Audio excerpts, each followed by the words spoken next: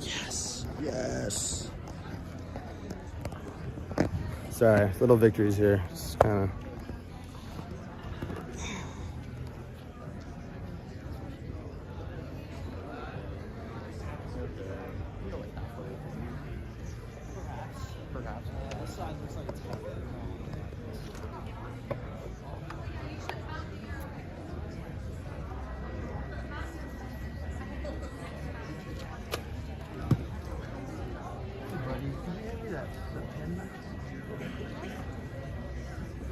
Thank you very much. Appreciate that.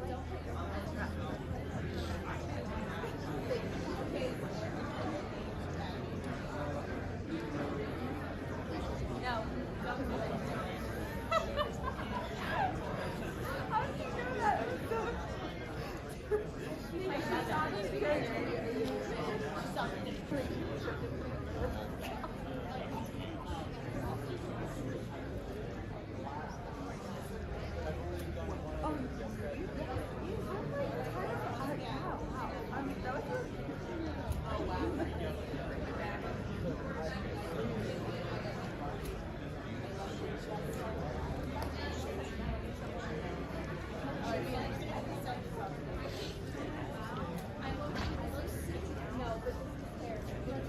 Here we can decide.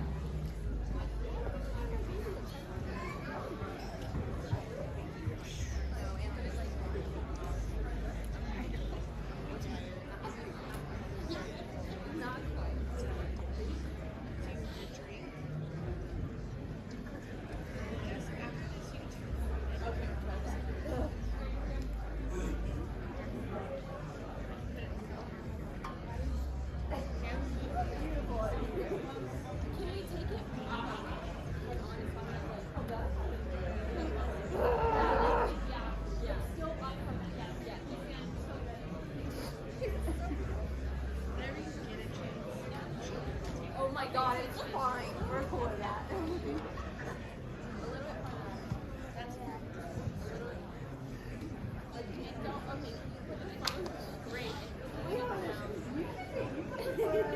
Okay, no, up.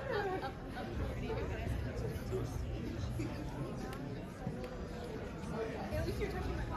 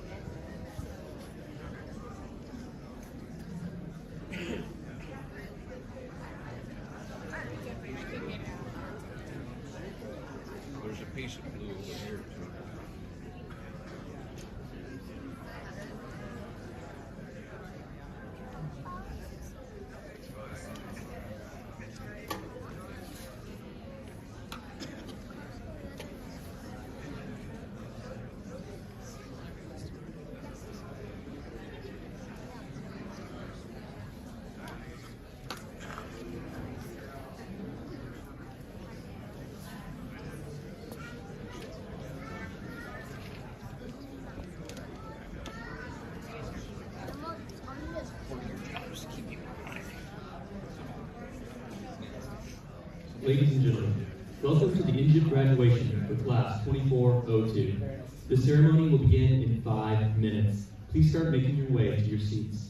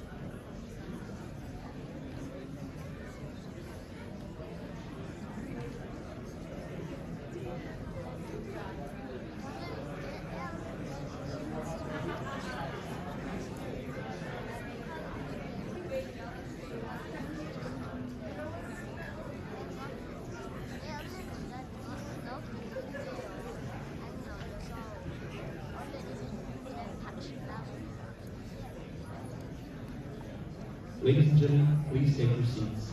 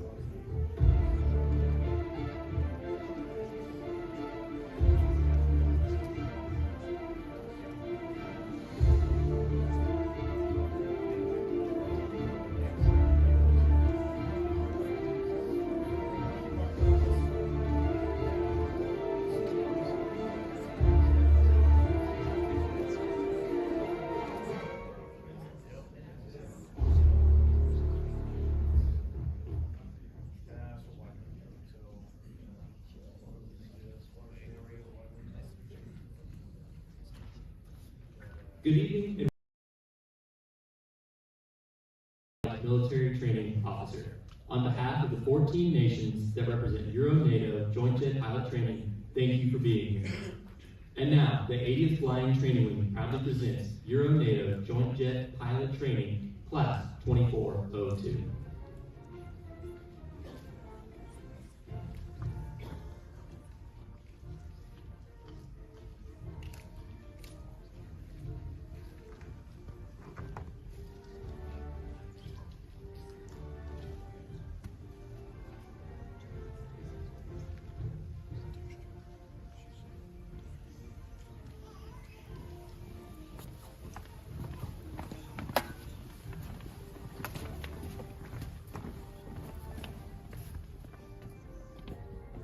Center face.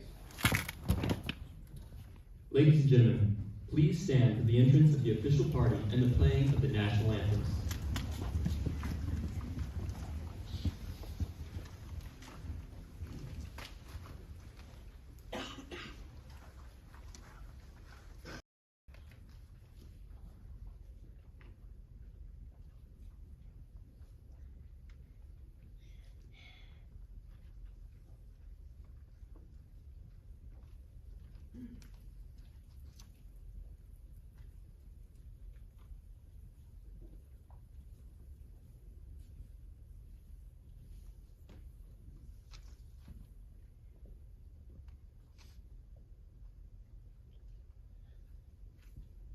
Four national anthems we played recognizing student graduates from Canada, Germany, Norway, and the United States.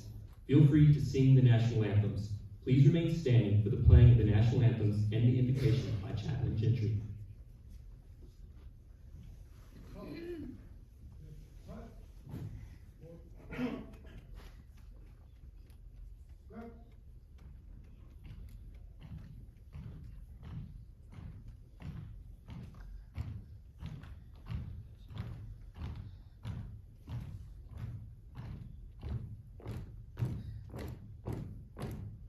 Halt! Halt! Present! Hup!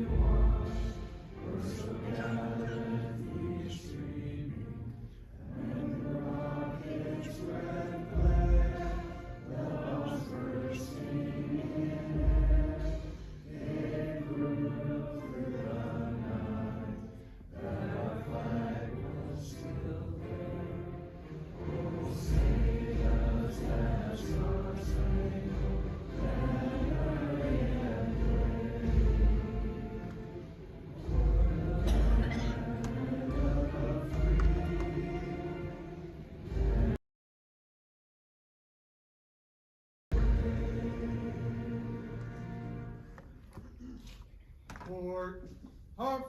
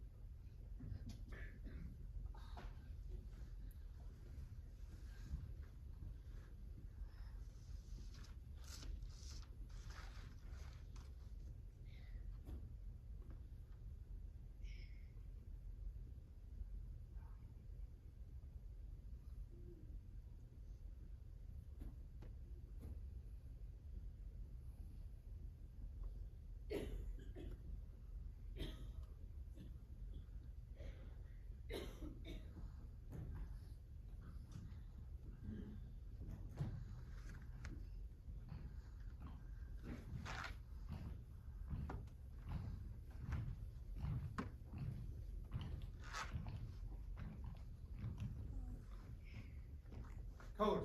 Color, sir. March.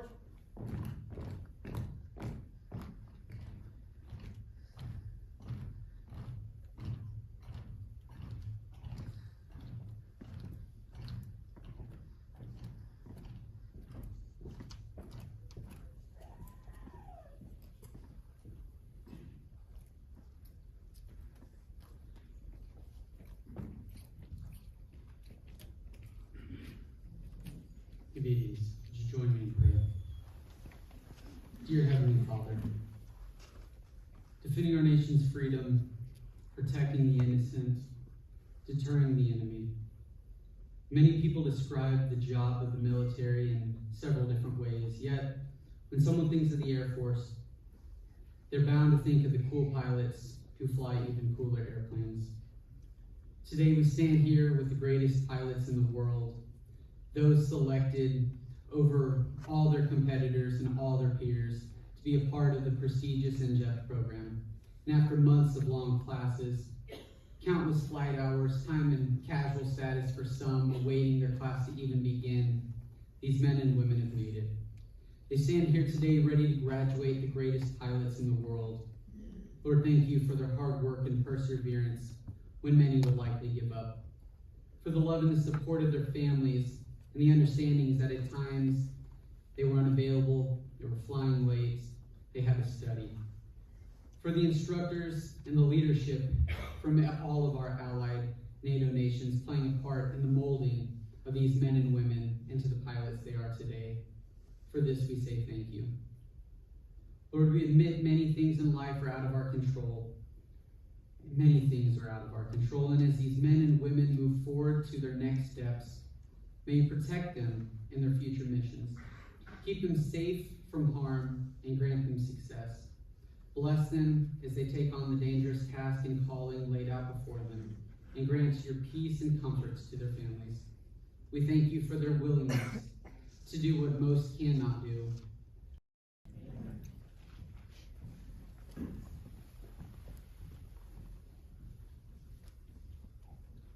Ladies and gentlemen, please be seated.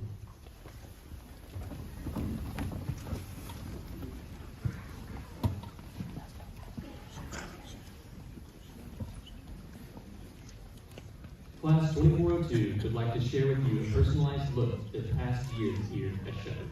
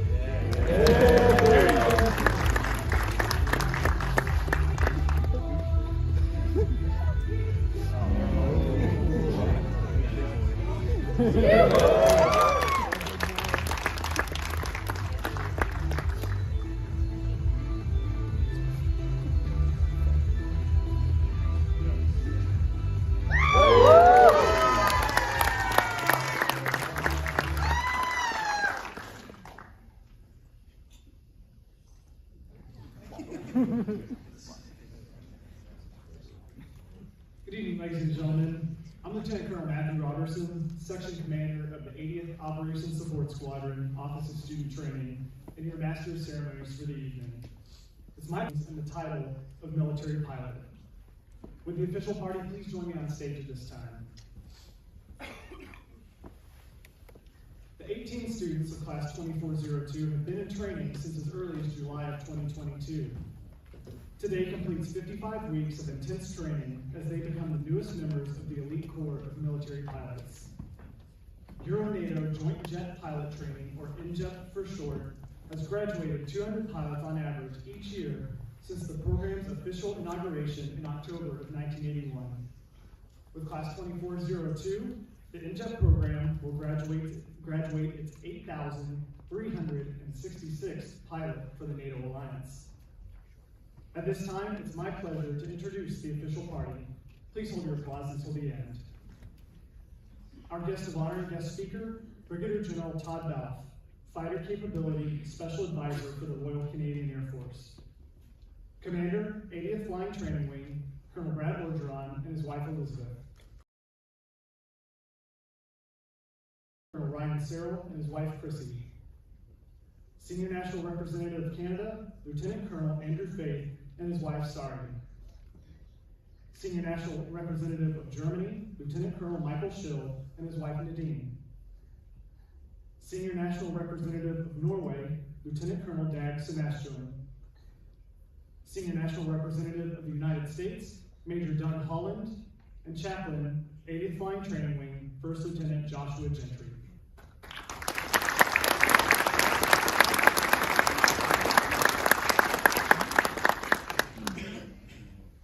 There are also several distinguished visitors in attendance tonight whom I'd like to recognize. Please hold your applause until the end. Mayor of Thorpe Burnett, the Honorable Lori Kemp. Wichita Falls City Council Member, representing District 2, Councilor Larry Nelson.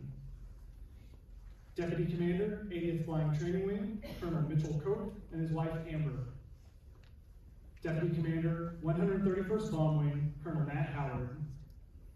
Commander, 110th Bomb Squadron, Lieutenant Colonel Justin Meyer. Command Chief, 80th Flying Training Wing, Chief Master Sergeant William Ford. Commander, 469th Flying Training Squadron, Lieutenant Colonel Paul Ruck, his wife Megan, and their children Kaylee and Owen.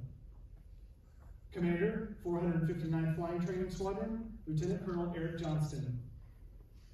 Commander, 80th Operations Support Squadron, Lieutenant Colonel Michael Marchand and his wife Caitlin.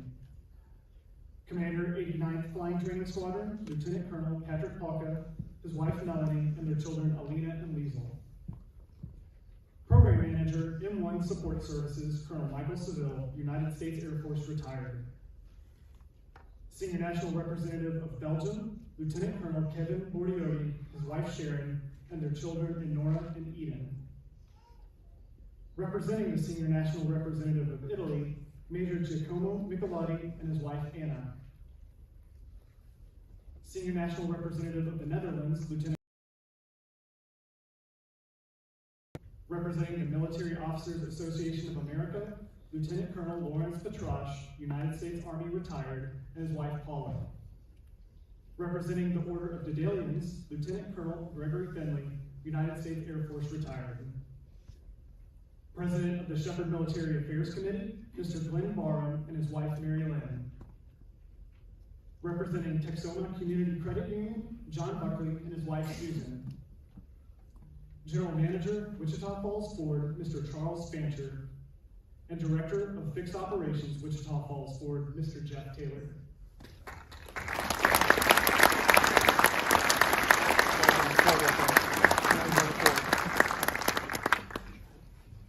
Enjjpt's success would not be possible without our sponsorship program, which serves to build strong ties with the local community. Sponsors help our NATO families adjust to living here in North Texas, and they stay in close contact with them during their tour here at Enjjpt. The United States Air Force wings awarded to all graduates tonight are provided by our country sponsors and are specifically authorized to be worn by all Enjjpt graduates, regardless of their nationality. We'd like to recognize our country and organizational sponsors in attendance this evening. Please hold your applause until the end. For Italy, Chairman of the Enjjpt sponsors and Enjjpt Hall of Fame members, Mr. John Ferguson, his wife Mary, and their daughter Rebecca. For Canada, Mr. Tommy Kimball and his wife Lisa. For Germany, representing the Junior League of Wichita Falls, Ms. Brandy Ross. For the Netherlands, Enjjpt Hall of Fame members, Sir Noros and Lady Deanne Martin. For Norway, Mr. Trip Long and his wife Lori. Also for Norway, Mr. Max Vordenbaum and his wife Shanna. For Spain, Dr. Richard Sutton and his wife Dr. Beth Sutton. For the United States, Major Hartmut Seorski, German Air Force retired, and his wife Claudette. And also for the United States, Lieutenant Colonel David Toogood, United States Air Force, retired.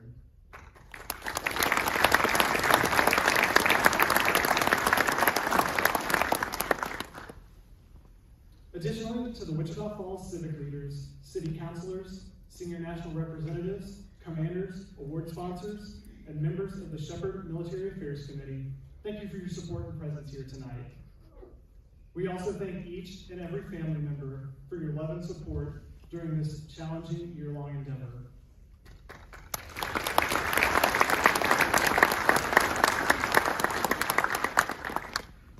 And now, I would like to introduce the commander, 80th Flying Training Wing, Colonel Brad Orgeron. Sir, the floor is yours.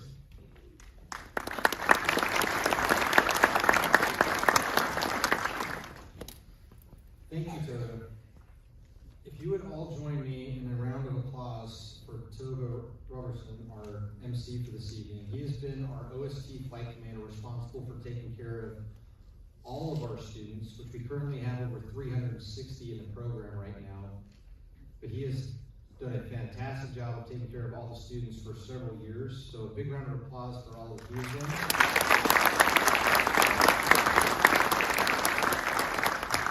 As recognition for his superior efforts, we're going to give him more responsibility. He is going to become our Director of Operations for our Operational Support Squadron, where I'm sure Colonel Marchand is going to give him plenty of things to do. Good evening, ladies and gentlemen. Welcome to Shepherd Air Force Base in Wichita Falls. If you had not had an opportunity to visit the Texoma region, I think you will find the community extremely welcoming. As you can tell with all of our introductions, we have a high interest from all of our community partners in the success of our airmen here at Shepherd Air Force Base and the future careers of our fighter pilots that are going to be graduating this evening with Class 2402. Thank you so much for being here. I'm not going to go through and acknowledge everyone, but I wanted for the parents to understand what it means to have all of the support from our civic leaders. Mayor Lori Kim from Burke Burnett is here this evening representing our community partners. And both in Wichita Falls and the city of Burke Burnett, they do host many activities for our military personnel and families, such as just this summer, Lori was able to host and provide a concert with Pat Green in the local common area. And they do many events such as that just to make us feel that we are part of this community and welcome members. So thank you so much for being here and always supporting us. It's always lovely to see you out here. We have the Petrosh family with the Military Officers Association, which advocated for veterans across the United States. We have all of the country sponsors, Mary and John Ferguson. What the country sponsor program actually means is each of the country sponsors host one of the nations, and they invite the military members, the permanent party, into their homes and show them what culture and life is like here in the United States. And do that at their own cost, and they've done that for over 40 years. So thank you so much to country sponsors. We also have Glenn Barham and his lovely wife here this evening from the Shepherd Military Affairs Committee, who support the 80th and the 82nd Training Wing and all of our families and advocating to ensure we have the appropriate support for our military families in Shepherd Air Force Base. So thank you all so much. If I left anybody out, I did not mean to. Also wanted to thank the Honor Guard for holding the flags through all the ceremonies, and our chaplain that did a wonderful, I think that was our first invocation for the graduation, so welcome. We look to many more in the future. To the staff that we have. So I have many of the SNRs for the 4 nations that are here this evening, the senior national representatives. Along in the audience, we have many of our instructor pilots and our permanent party that are here on a day-to-day basis. We've been night flying this week, we night fly again next week. Our T6 instructors, because we're a little bit behind timeline, or have been working every single weekend for several months. We're going to continue doing that just to keep our students on timeline so they can get to this point tonight where they're receiving their wings. They do a phenomenal job. I honestly believe we have the best cadre of instructors across Air Education and Training Command. And with the complement of our international instructors, I think we have the finest pilot training program in the world. I always like to talk about, I know Mike Seville is here this evening, although his better half is resting. But Mike Seville, representing the M1 contract team.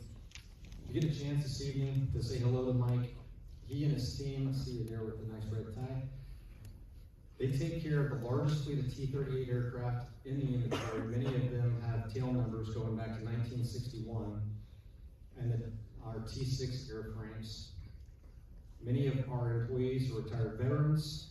They are dedicated to this mission. They want to ensure that they provide the safest aircraft that your sons and daughters can possibly fly so they can focus on becoming the best fighter pilots for the NATO Alliance. My hat's off. As always, you guys do a phenomenal job in a very challenging, fiscally constrained environment, and you guys kick ass. To our spouses, I never say thank you, and I always should. None of the folks up here would be doing this job without the 4 ladies that are sitting in the front row, along with Lucky and Amber over on the side. But thank you so much to the spouses that allow us to focus on a day-to-day basis on what we do, taking care of our airmen. Thank you for taking care of the families, especially for our international spouses that are here from a foreign country in a strange environment and learning new cultures, and just allowing their students and instructors to just do a phenomenal job. So thank you so much. Of your friends, family, and parents that are here in the audience. So give them a big hug this evening. You will never truly appreciate how much they have given to afford you the opportunity to be here today. To the parents, it is becoming more and more rare for our citizens in each of our nations to volunteer to serve in our military forces. It is an extremely challenging and rewarding career. I thank you, and I am honored to work for, serve, be the commander of this organization with such young, fine folks that are going to serve in our militaries. So thank you so much for being an inspiration to encourage your sons and daughters to volunteer for military service. I think they're going to be most pleased with the career they have chosen, and very proud to serve with their peers, and I look forward to working with them in the future. To Class 2402, congratulations on making it to this point in your career and receiving your wings this evening. It's been an incredibly challenging year for some of the U.S. folks who've probably been here for an extra year of waiting training just to try to get a chance to get into an aircraft and learn how to go upside down. You've progressed over the course of the year and are able to accomplish things you probably didn't really understand what it meant when we talked to you that you're going to be going 400 miles an hour, 90 degrees of bank, and there's going to be an aircraft 3 feet off your wing. Well, it's only going to get more complicated. Not only how to fly an aircraft in any type of instrument conditions or in various type of formations, but integrate with yourself within a weapon system and learn how to use the radar, the advanced weapons, integrate with multiple different aircraft and different weapon systems from different countries in multiple different areas across the world. So this is a stepping stone for yourselves.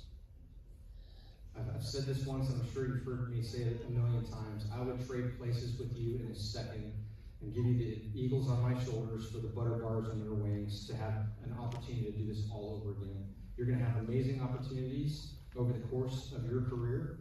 You're going to see places you haven't dreamed of. You're going to work with folks that you didn't really understand what the complexities of their own challenges are. You are entering your air forces and joining the NATO Alliance in an era of increasing complexity. We don't know what's going to happen in the next couple of weeks, let alone months or years. As you move forward in IFF or whatever weapon system that you're going forward, welcome to the family of combat pilots. You will maintain the acquaintances that you have built here. I am still friends with the pilots that I went through in pilot training at Columbus Air Force Base, that we've gone on to become wing commanders, test pilots in the original cadre of F-35, International Space Station commanders. You don't really know who is sitting in the audience, future air chiefs, generals. I see some of you laughing, but you will be. Our air forces have never been smaller, and it has never been more important that we have the right leaders and folks that are willing to take and make the sacrifices for their nations to secure our freedoms. So thank you so much for all the blessings, or for all the effort that you have put forward and the sacrifices that you're willing to take as you join us in wearing these uniforms and the wings that we are about to pin on your chest. With that, I'm going to introduce our guest speaker this evening from Canada, Brigadier General Todd Balfa of the Royal Canadian Air Force.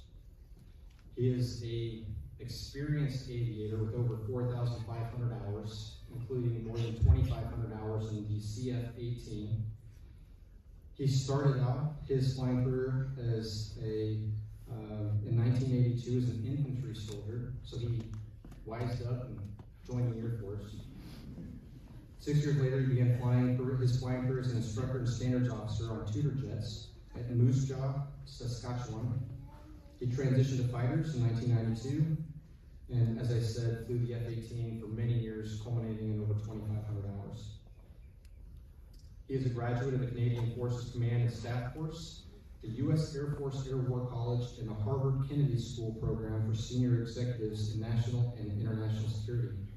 He has held numerous staff jobs, including Deputy Commander of Alaska NORAD Region in Anchorage, Director of Western Hemisphere Policy in Ottawa, and Director of General Plans in the Strategic Joint Staff. His final assignment prior to retiring from the regular Air Force in 2016 was as the Royal Canadian Air Force Director of General Readiness. Please help me welcome tonight our guest speaker, Brigadier General Todd Norm Balfa.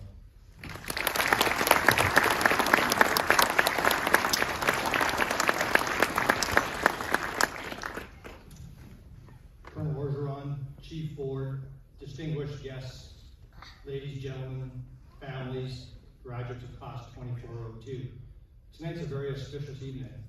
Tonight marks the culmination of years of hard work. It brings to fruition, many of you, your dreams and your aspirations to become military pilots. And obviously we assemble here to recognize you and applaud you for all of that.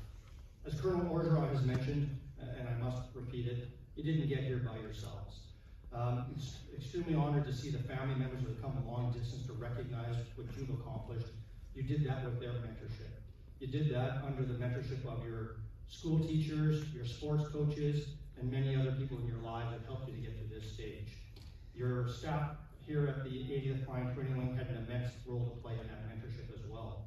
The lesson you begin to take out of that, of course, is you've been mentored all along this path, and it's taken you to great success. The time will come for you to do some mentorship as well, hard as that may be to believe. You may find it hard to believe what Colonel Orgeron said, but I'm looking at Air Forces, and we've never needed you more than we need you right now, as your wing commander has said. Let me talk for a few minutes about symbolism. I think symbolism matters for many reasons. You chose to put on your nation's uniforms, which is a calling that fewer and fewer of our young people are willing to undertake, and that's deeply unfortunate in these troubled times we lead. That will perhaps change. You've set a great example for everyone. Your uniforms are festooned with symbols, this auditorium with symbols, and tonight you're going to be presented with a symbol that has great meaning, a symbol that goes back a very long ways, and you're going to join a very unique club.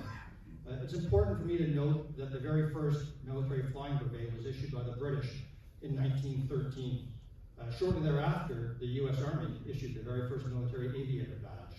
The first person to receive that aviator badge was General Hap Arnold, the father of the U.S. Air Force.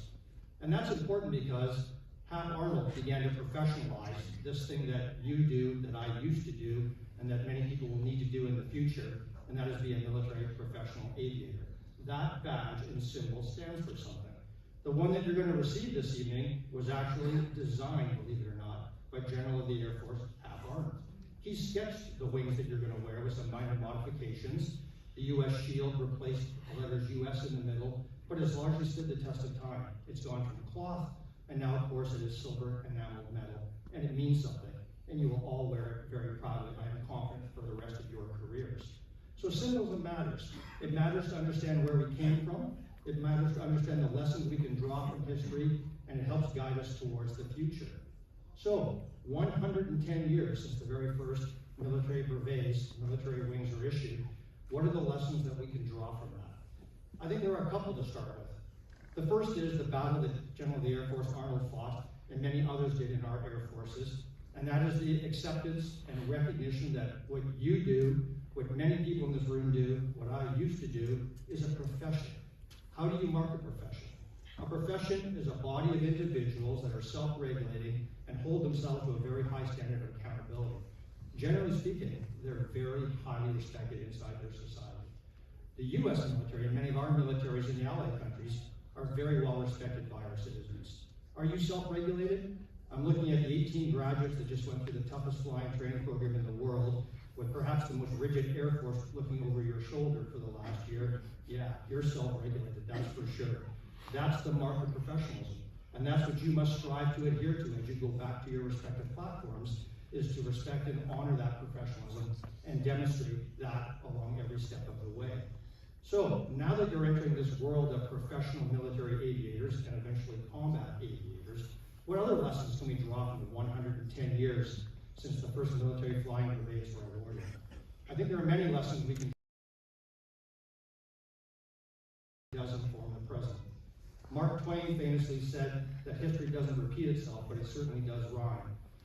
And for an old cold warrior like myself who joined the service back in 1982, there are many reflections of today's environment that look awfully similar to that time period. If we look at the environment that we're in right now with threats from China, obvious threats from Russia and Ukraine, counterterrorism threats as well, and the atrocious attacks that happened in Israel in October, we recognize that the need for your services is daunting. It's not going to decline, it's only going to increase. I've spent much of the last year traveling to allied nations to find places to park our Canadian training system while we modernize our Air Force. Every Western Air Force is looking for training opportunities. For the graduates tonight, there are 5 of you looking to get into your training spot. I'm vying with all of the world's nations to get our people in here because this training spot is so valuable to all of us, so you've gotten very special training. So as those 110 years inform the future, the lessons we draw out of that are, we need to be prepared for the threats that are going to be confronting us, and very clearly, you're going to be a big part of that. If we look, for example, at what our colleagues and allies, the Ukrainians, are facing with the fight against the Russians, air superiority and air supremacy are no longer assured. Those are things that most of my career, we assumed that we would always have air superiority and air supremacy. That's no longer the case. You're going to have to fight, earn, and maintain air superiority so that our nations can win the wars that we need to win. That's a massive change as we look from the past to the future, and history helps us to understand all of that. So, as I reflect back on my 40-plus years in uniform, having returned to the reserves in 2017, I look back and say, okay, what exactly has changed? Flying in a T-38 yesterday, well, not a lot has changed in 40 years, I can articulate. A lot will in the future, those of you going to F-35s and other platforms, for example. But there are timeless things that do not change, and that's what I want to dwell upon in my last few minutes speaking to you is, what are the lessons I've drawn over those 40 years? What lessons are imparted to me by my mentors? And what did I pick up along the way? And I think those timeless values are the human nature aspects and the human attributes that you bring to what you do. Technology will not replace you. Technology will not replace your humanity or the decision making that you do. It'll amplify it, it'll help it, it may harm it, but it will not replace it. As you embark upon your early careers, I'm going to give you some of the advice my father, an old weapons technician, an old armorer, gave me. And he said, son, the first thing you need to look after and pay attention to is your reputation. And it took me a long time to understand what he meant by reputation. What he was referring to is, The standards you set for yourself, the standards you exude, are going to reflect on you for the rest of your career. You will be viewed in that fashion. You're a member, as I said earlier, of the profession of military aviation. And that means something, and the symbol you're about to receive will reflect that to everybody around you. They'll look at you, and they'll expect a standard of professionalism and conduct that you need to hold yourself accountable for. So what is reputation? Well, I would suggest that it really is aligned in three things. The first thing is integrity, the second thing is teamwork, and then the third thing, believe it or not, is humility. Yes, a fighter pilot's going to talk to you about humility. So Heraclitus, famous Greek philosopher, said 2,500 years, character is destiny. And character and reputation are the same thing. A reputation is what people think of your character. You heard high praise from your wing commander earlier. Your parents obviously think very highly of you. You would not have achieved what you've achieved if you haven't already begun to demonstrate the character that is required for success in life, in the Air Force or wherever you may go. So what exactly is integrity? What is teamwork? And what is humility? Let me give you a couple of examples before I conclude. I think integrity is the most important part of character. And integrity is doing the right thing even when people aren't watching. It's being that consistent leader that always does the job, does it well, doesn't seek self-glory or self-motion, and recognizes it. I'll give you one example from our time in the Balkans in 1999 during the Kosovo Air War. Obviously, one of the first heavily televised wars. Every time we dropped a bomb in the NATO coalition, it was recognized and reported on the ground. And one night, while I was the squadron standards officer reviewing tapes, I was watching Christiane Amanpour, a journalist on CNN, and she was reporting on a crime against a cultural heritage site. And the tape I was reviewing was showing me 2 GBU-10 bombs going into a cemetery. And I was correlating the position and the timing, and I realized what I was looking on the TV screen was exactly what I was seeing on the 8mm tape from these 2 GBU-10s that came off a Canadian CF-18. The pilot knew what he had done and didn't do anything about it, didn't tell us, and couldn't put it in the misrep, so we had to do an awful lot of damage control afterwards to try to protect the reputation of NATO. The humor side of the story is that gentleman's call sign was Trigger, so we very quickly changed his call sign to Gravedigger, and I had to remind him that we're going after the ones that are alive, not the ones that are already dead. Second story, let's talk about teamwork. You've joined a team now as professional aviators. Those airplanes don't get themselves in the sky by themselves. This is a team. Air traffic controllers, firefighters, maintenance technicians, ordnance folks. It's a team, and you have to understand where you are on the team. Sometimes you're the quarterback, sometimes you're not. You need to understand the role you're going to play, be part of the team, and be respectful of the team. Self-deprecating story, as a young Hornet pilot on a cross-country going to an air show somewhere in the United States, I had a casual aircrew member in the back, had a few hours in the Hornet. I let him do the landing, and that was a mistake. We hit the ground at 7.6 G, and I managed to do something I didn't think you could do. I overstressed a Hornet on the ground. I thought you'd only do that in the air. So when I lifted that airplane home, and it spent 2 weeks up on jacks being fixed, I spent the afternoons with the ground crew and made sure they had a case of beer at the end of the day every day as my way of apologizing profusely for my error. Teamwork. Understand that all of your decisions are going to have an impact on your fellow team members, and take action accordingly. All right, that leads me to my last point on humility. And I know the spouses in the room will find that entertaining, and many other folks perhaps, but it's okay to be proud of your accomplishment. You should be proud of it. But you need to be humble, because you can't learn if you're not humble. You've got to be open to criticism and open to ideas so that you can learn. Our briefs and debriefs are famously ruthless. We don't let faults pass, because this business we are in of combat aviation is challenging and dangerous, and we must eradicate errors at every step of the way. So be open to the advice and be prepared to be humble.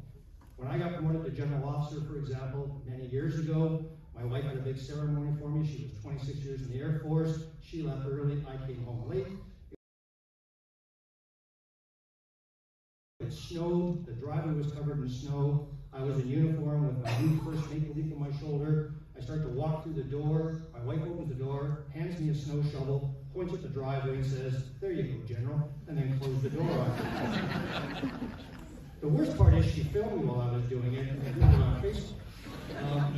That was not a very subtle message, but boy, did I ever get that message. It was an important message. It's an important message to understand who you are, the role you play, the place you play, and definitely to be deeply respectful of your spouse. So as I conclude tonight, I want you to take the time to reflect on your accomplishments, be deeply proud of what you've achieved, but recognize this is not the end. This is the beginning. From here, you go on to learn to be effective combat pilots, and from there you'll be combat leaders, and many of you will rise to wing command and higher. And the lessons and the experience that you gain, the reputations that you build through your actions, through that consistent display of integrity, teamwork, and humility will enable you to succeed. I'll leave you with one final thought that I find quite humorous being here on this base. I don't know if everyone knows, but Shepherd Air Force Base is named for Texas Democratic Senator Morris Shepherd. Morris Shepherd died in office in 1941, and during the build-up to the war, that is when this base was built. Morris Shepherd was also the author of the 18th Amendment to the U.S. Constitution, and the 18th Amendment was, of course, prohibition. So I'm not convinced he would be fully in support of what's going to happen tonight, but I would suggest that perhaps, based upon your accomplishments and the fact that for every other night, perhaps except tonight, you display impeccable integrity and great character, he'd probably forgive you for what you're about to do. So congratulations, class of 2402. It's been a great honor to be here with you. It's been a great honor to see you succeed. It heartens me to know that there are men and women like you willing to take up the challenge to defend our nations and to do the work that is difficult and challenging. I salute you for success, and I look forward to seeing you wear those military flying wings, those berets of honor. Well done.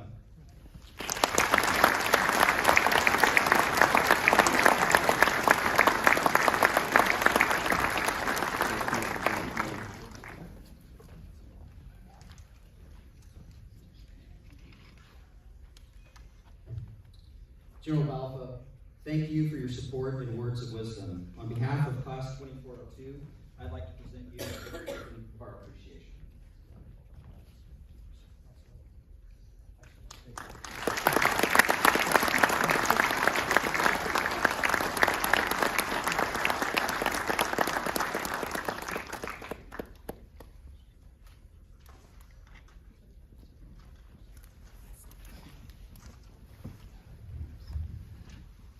As a way of showing gratitude for the support we've received from the local community over the past year, Class 2402 volunteered with the Wichita Falls Food Bank to distribute nutritious food boxes and groceries to over 200 families and households experiencing food insecurity in the local area.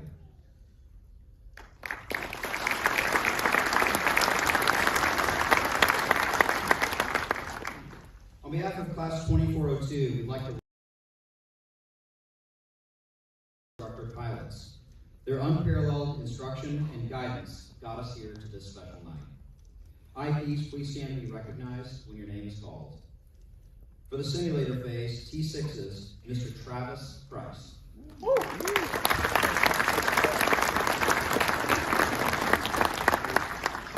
For the T38, Mr. Matt Bruckner.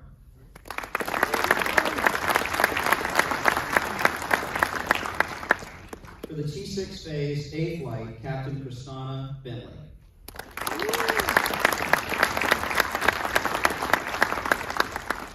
And for B flight, Captain Kevin Moore.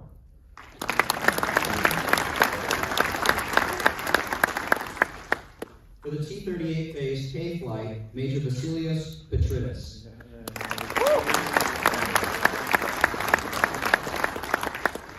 And for O flight, Captain Chris Van de Puy.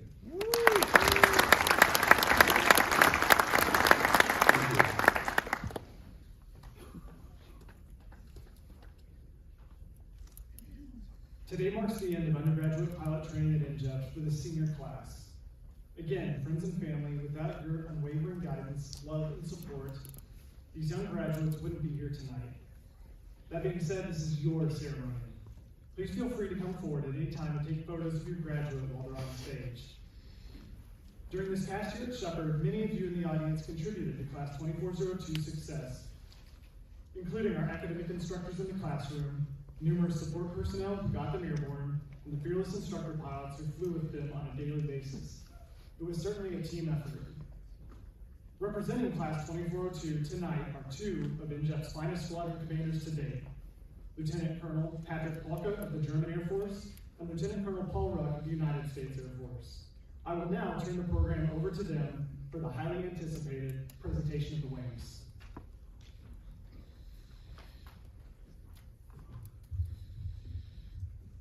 Good evening, ladies and gentlemen. On behalf of Kamikaze Flight, I'm Lieutenant Colonel Patrick Coghill, commander of the 89th Streamer Mansions. On behalf of Outlaw Flight, I'm Lieutenant Colonel Paul Rowe, commander of the 469th Fighting Bulls.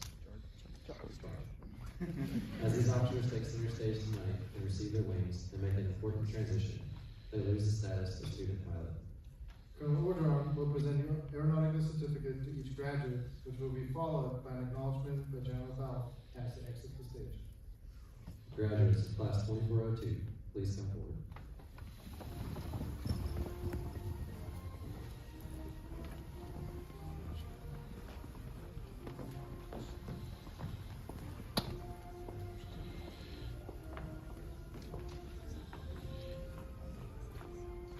Who is ever paying on the wings, please step forward to the stage.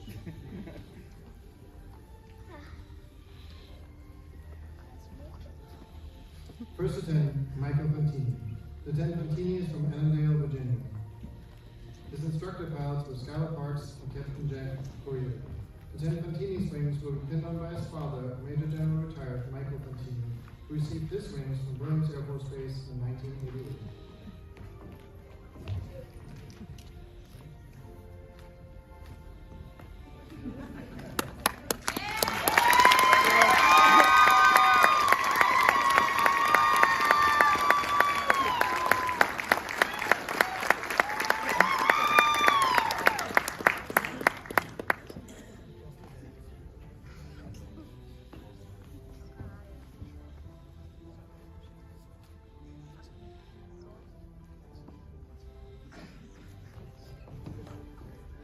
Lieutenant Fantini will be headed to Luke Air Force Base to fly the F-35.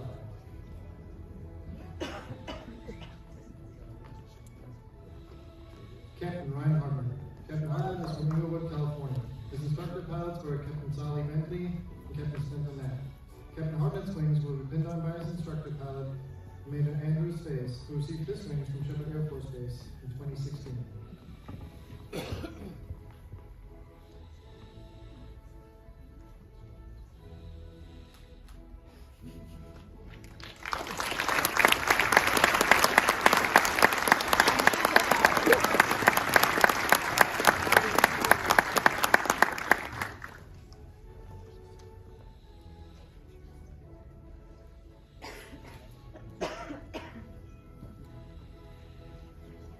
Captain Hartman will be headed to Langley Air Force Base to fly the F-22.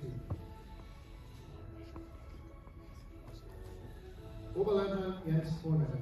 Lieutenant Hornecker is from Innsbruck, Germany. His instructor pilots were Oberleutnant Davis Holz and Major Simon Kunz. Lieutenant Hornecker's wings were pinned on by his friend, Captain Alexander Stegmeier, who received his wings from Shepherd Air Force Base in 2015.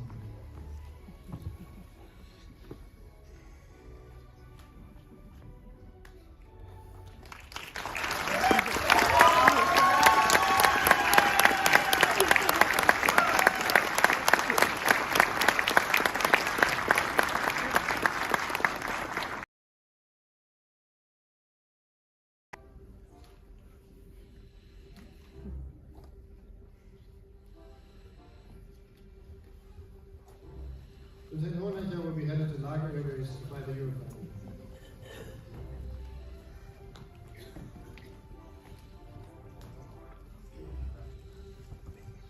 Captain Matthew Enjjpt. Captain Enjjpt is from Glen Ellen, Illinois. His instructor pilots were Captain Christina Bentley and Major Andrew Space.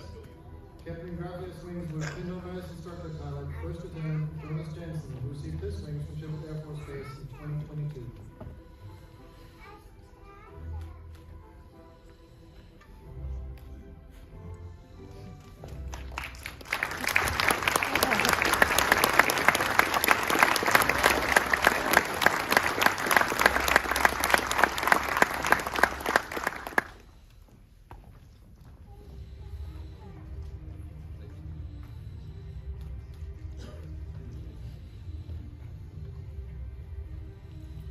Captain Enjjpt will be headed to Holloman Air Force Base to fly the F-16. Lieutenant Niklas Nolte. Lieutenant Norte is from Heinsberg, Germany. His instructor pilots were Oberleutnant Darius Holz and Major Simon Kunz. Lieutenant Norte's wings were pinned on by his instructor pilot, Major Simon Kunz, who received his wings from Shepherd Air Force Base in 2010.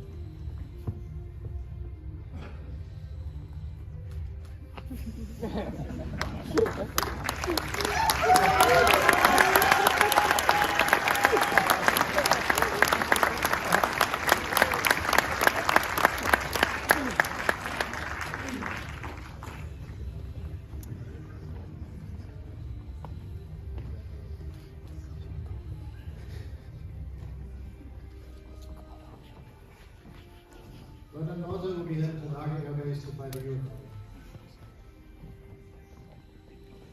First Lieutenant Piers Plumer. Lieutenant Plumer is from Phillips, Wisconsin. His instructor pilots were Major Don Kennedy Messick and Captain Cameron Tisler. Lieutenant Plumer's wings were pinned on by his instructor pilot, Major Don Kennedy Messick, who received his wings from Laughlin Air Force Base in 2015.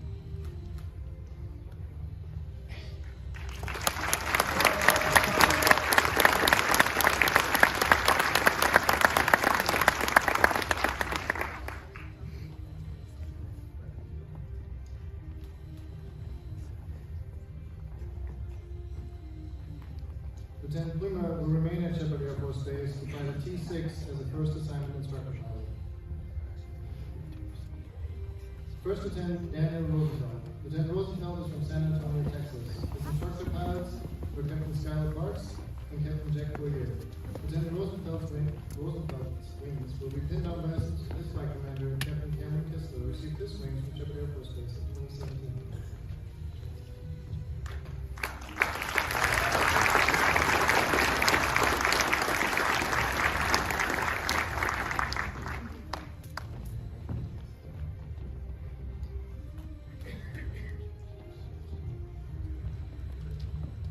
Lieutenant Rosenfeld will be headed to Langley Air Force Base to fly the F-22. Second Lieutenant Jonathan Watson. Lieutenant Watson is from Liberty, Missouri. His instructor pilots are Major Rebecca Bailey and Major Vasily Pedrizis. Lieutenant Watson's wings were pinned on by his squadron commander, Lieutenant Colonel Justin Meyer.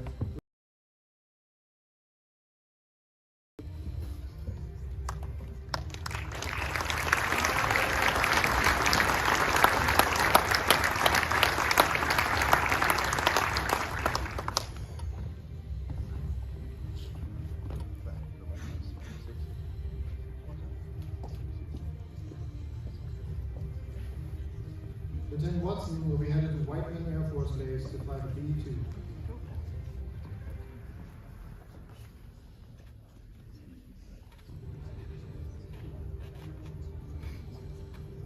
First Lieutenant Allison Wong. Lieutenant Wong is from Cupertino, California. The instructor pilots are Captain Christina Bendy and Captain Taylor Bob. Lieutenant Wong's wings were pinned on by her mentor, Captain C.J. Gagnon, who received her wings from Shepherd Air Force Base in 2021.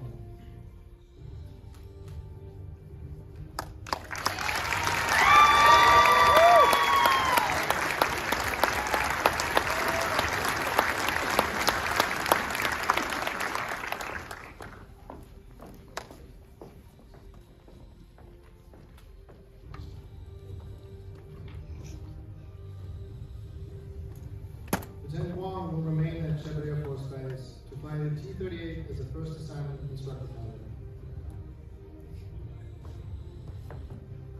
Second Lieutenant Hakun. Lieutenant Hakun is from Trondheim, Norway. His instructor pilots were First Lieutenant Diana Hare and Captain Zachary Tarbox.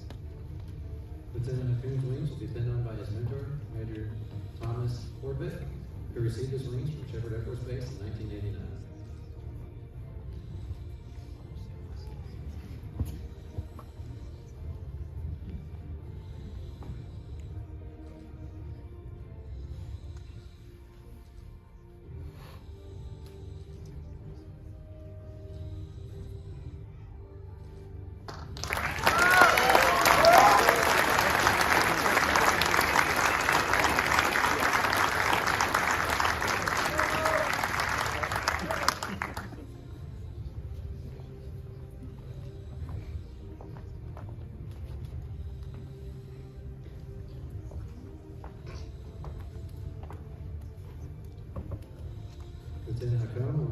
Shepherd Air Force Base to fly the T-38 as a first assignment instructor pilot. Second Lieutenant Bendick. Lieutenant Bendick is from Townsburg, Norway. His instructor pilots were Captain Rogelio Castagna and First Lieutenant Benjamin Jerry. Lieutenant Bendick's wings will be pinned on by his instructor pilot, Major Ola Kobura, who received his wings from Shepherd Air Force Base in 1991.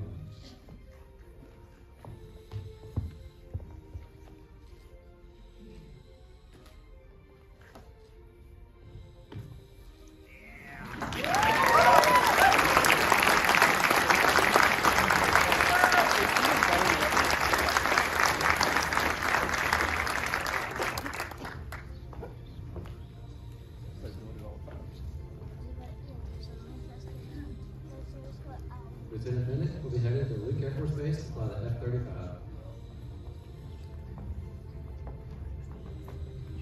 First Lieutenant Trent. Lieutenant Trent is from Sennes, Norway. His instructor pilots were Major Thomas Orbit .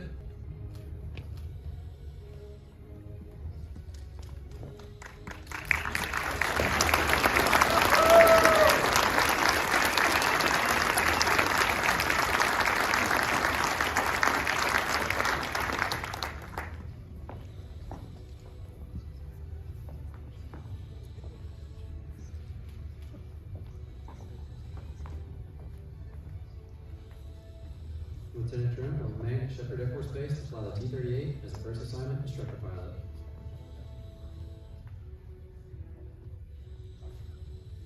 First Lieutenant Christopher Hopi. Lieutenant Hopi is from Corvallis, Oregon. His instructor pilots were Captain Kevin Moore and Captain Chris Van Cook. Lieutenant Hopi's wings will be pinned on by his mentor, Mr. Bill Justice, who received his wings from NAS Kingsville in 1992.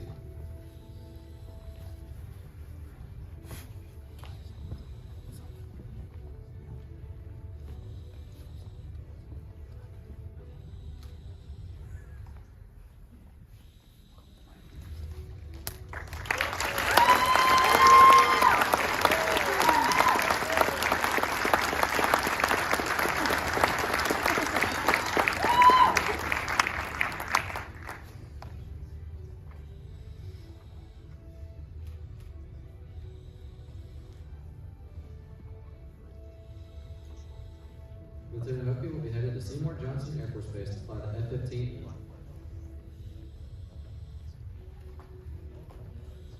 Second Lieutenant Eskel.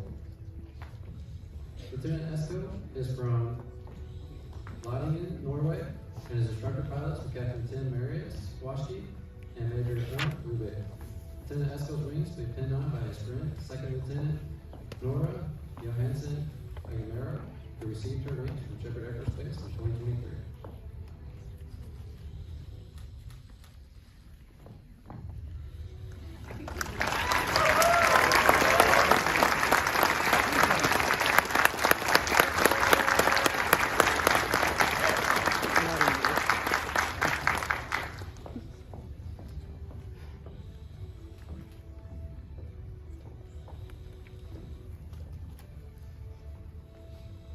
Lieutenant Eskel will be headed to Luke Air Force Base to fly the F-35.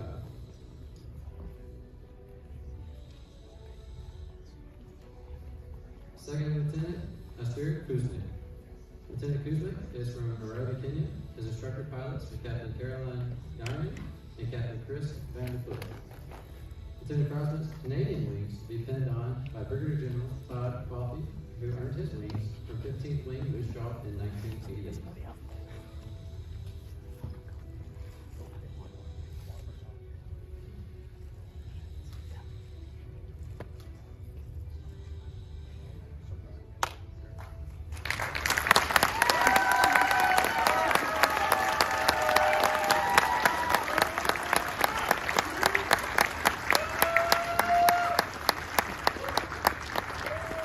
Lieutenant President's United States Air Force wings will be pinned on by a senior national representative,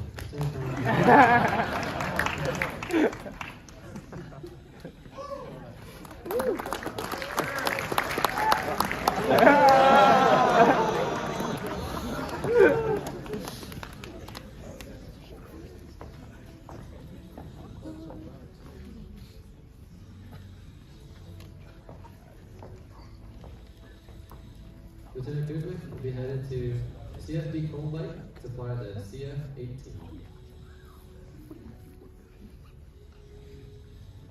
First Lieutenant Sigurd.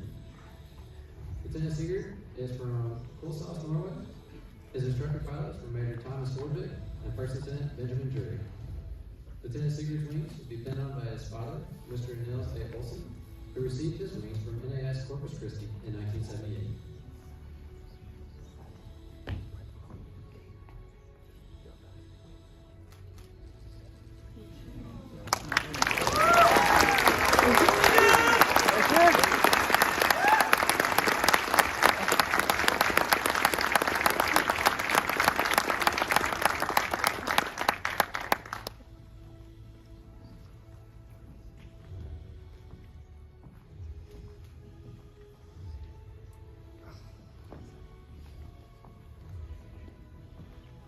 Lieutenant Sigurd will be headed to Luke Air Force Base to fly the F-35.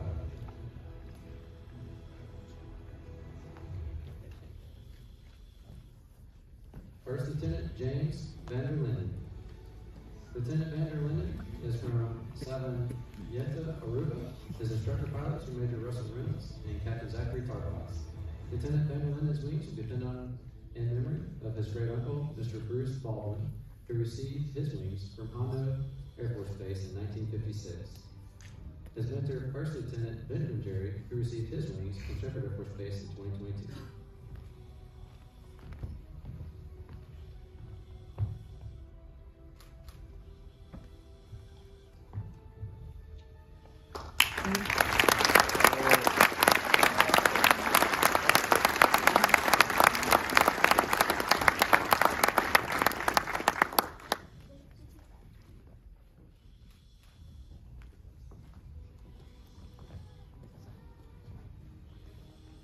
Lieutenant van der Linden will be headed to Luke Air Force Base to fly the F-35. Captain Colton Warren. Captain Warren is from New Braunfels, Texas. His instructor pilots are Captain Kevin Warren and Captain Chris Van Foot. Captain Warren's wings will be pinned on by his mentor, Colonel Ryan Serra, who received his wings from Shepherd Air Force Base in 2003.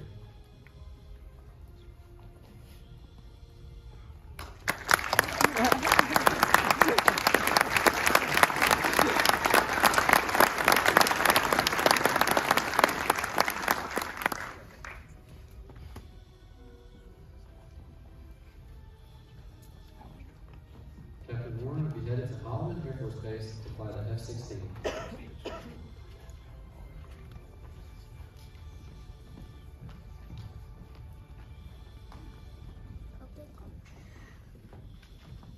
While each pilot has worked hard to achieve the high standards required in this demanding Enjjpt program, some officers stand out and deserve to be recognized for their exceptional performance. The academic phase of training involves almost 300 hours of classroom instruction, where students first learn the principles of flying. They will then use in the cockpit and throughout their careers. Colonel Cyril will present the Academic Excellence Award to the officer with the best academic performance over the duration of the program. The Academic Excellence Award recipient is First Lieutenant Sigurd.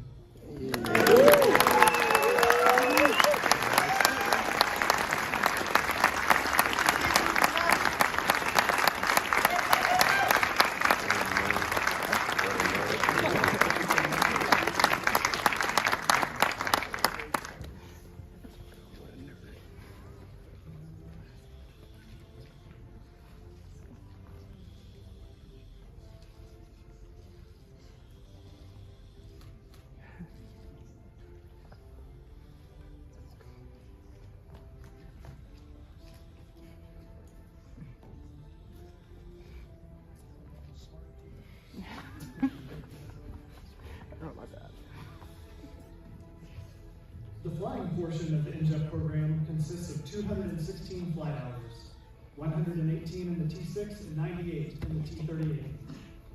During this time, each student must fly a minimum of 167 sorties and successfully pass 9 check rides. The Flying Excellence Award is presented to the officer who has the best flying average based on daily grades and check ride scores. Colonel Cyril will present the Flying Excellence Award to Second Lieutenant Bendick.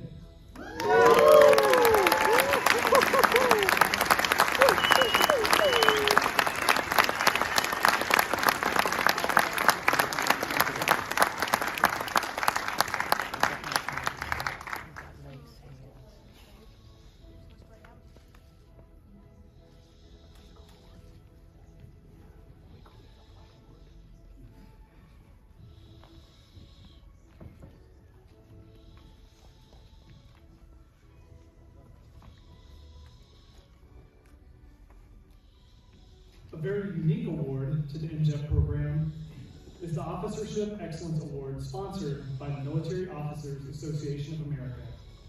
It is presented to the one individual of the class who demonstrated outstanding performance, attitude, and leadership as an officer and representative of his or her country in this multinational program.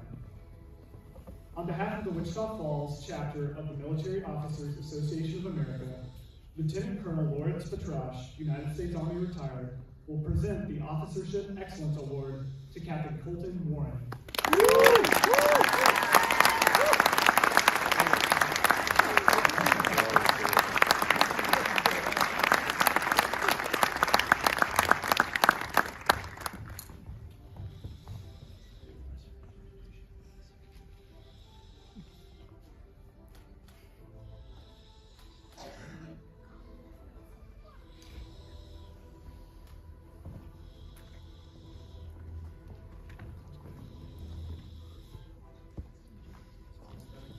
An award also unique to the Enjjpt program is sponsored by the local flight of the Order of Aliens, a national fraternity of military pilots formed in 1934 by a dedicated group of World War I pilots.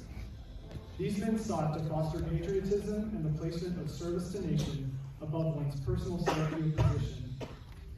The Order sponsors this award to encourage development of these traits in the military aviation community. The Dedalian Award is presented to the single student in each class with the most outstanding performance in the formation phase of training.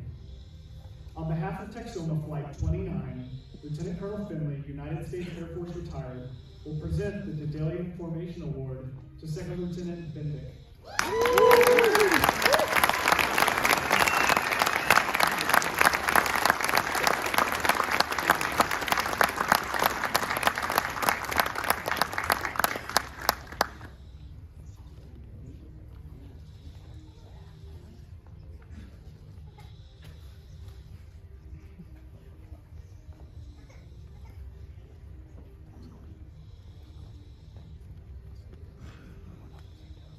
An award also unique to the Enjjpt program is sponsored, our next award is the Warrior Award.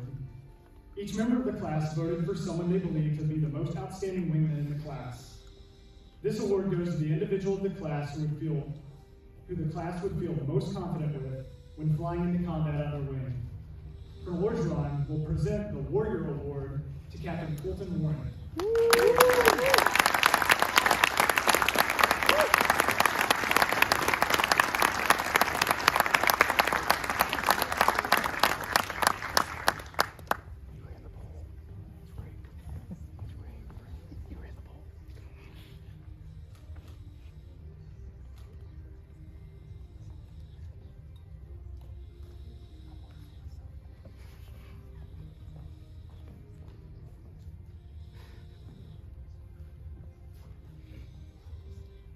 Based on overall performance, we recognize the graduates in the top 10% of their class as distinguished graduates.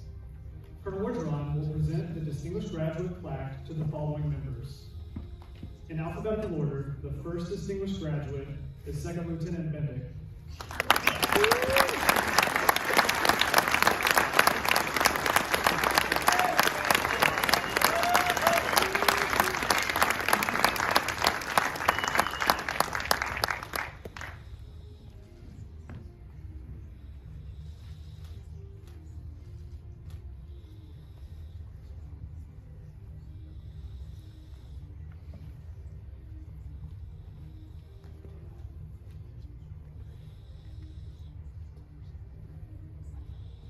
And the second distinguished graduate is Second Lieutenant Jonathan Watson.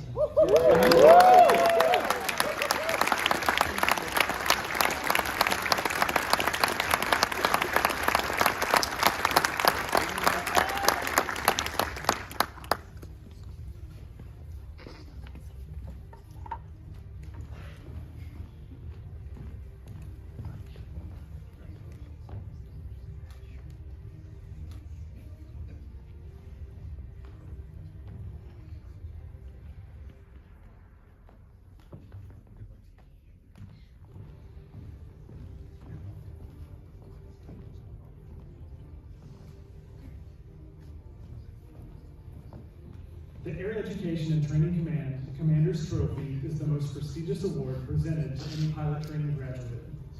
It is given to the graduate considered by instructors and supervisors to be the most outstanding individual in the class.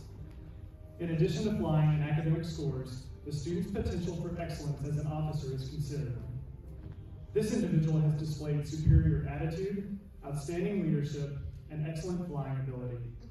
General Valve will now present the AETC Commander's Trophy to Second Lieutenant Bennett.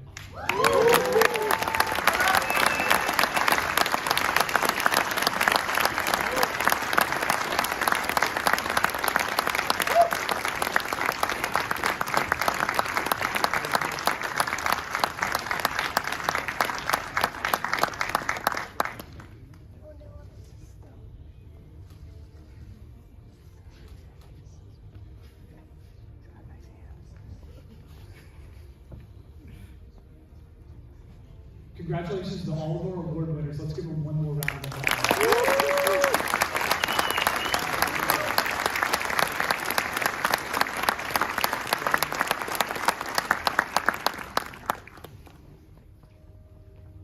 Enjjpt's newest graduates, would you please join me on stage? Ready. Pace. Forward. As we close the ceremony, friends and relatives are welcome to come forward and take photos of the graduates once the official party and distinguished visitors have exited. Additionally, you are all welcome to join us for a reception, which will take place in the Shepherd Welcome Center immediately following the conclusion of this ceremony. The 80th Flying Training Wing thanks you all for sharing this evening with us. Ladies and gentlemen, I now present to you the newest and finest military pilots of the NATO Alliance.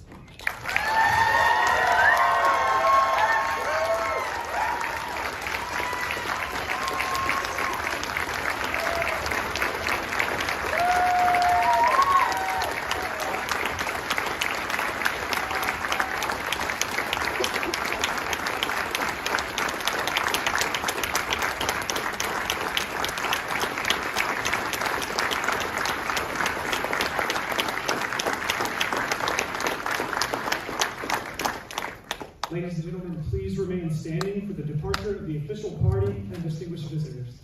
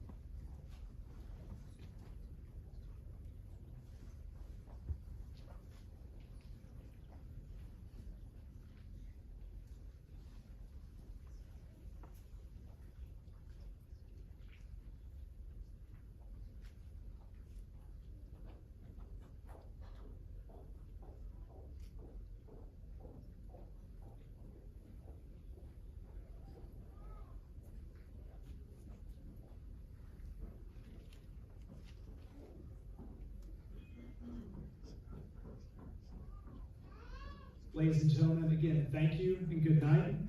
Class 2402, well done. You are dismissed.